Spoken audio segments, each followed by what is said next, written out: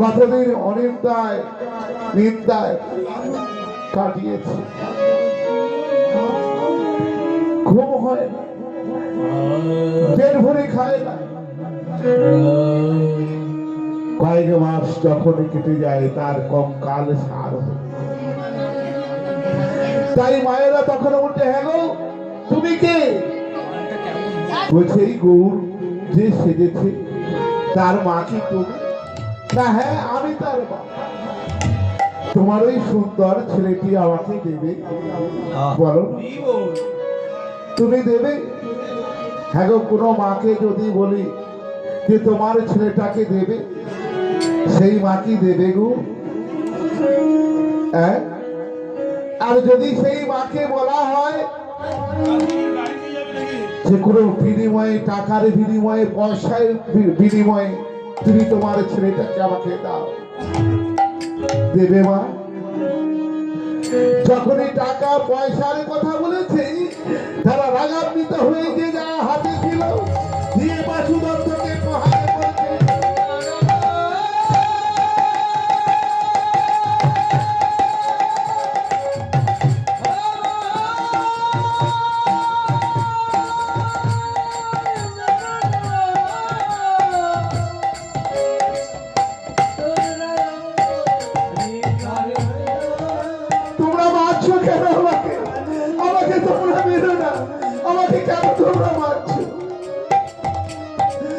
আমি তো কোনো অন্যায় কথা বলি, তুমি তোমার ছেলেটাকে আমি চেয়েছিলাম, যদি এমনিতে না দাও, কোনো পয়সার বিনিময়ে, টাকার বিনিময়ে তুমি আমাকে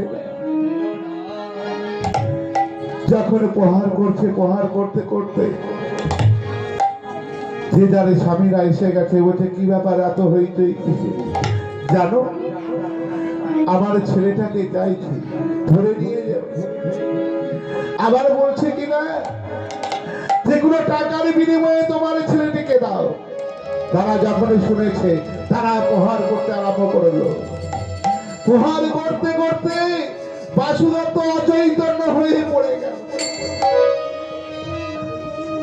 যখন অচৈতন্য হয়ে গেছে মনে মনে ভাবছে বাসুদত্ত বোধহয় মারা গেছে, এতবার মারধর করেছি হয়তো মারা গেছে। তাই তারা কি করেছে, তার স্বামীরা কি করেছে, চ্যাংদোলা করে একটি জঙ্গলে ফেলে দিলেন। ঠিক কিছুক্ষণ পর চেতন পেয়ে দেখছে তার সারা অঙ্গে রক্ত ভেসে যাচ্ছে, আর চিন্তা করছে ওরে গৌর হরি,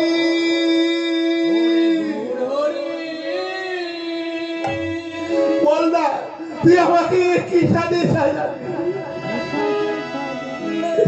আমাকে একই সাজে সাজাবি, একবার তুই বল না।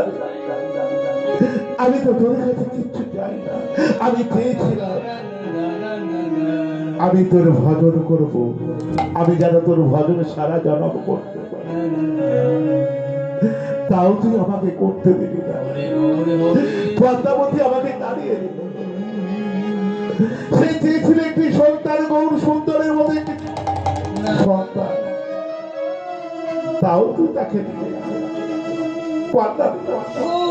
কেন তুই দিলি না?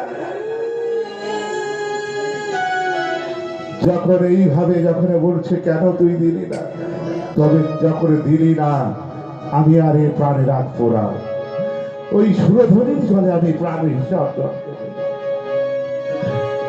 এই বলতে বলতে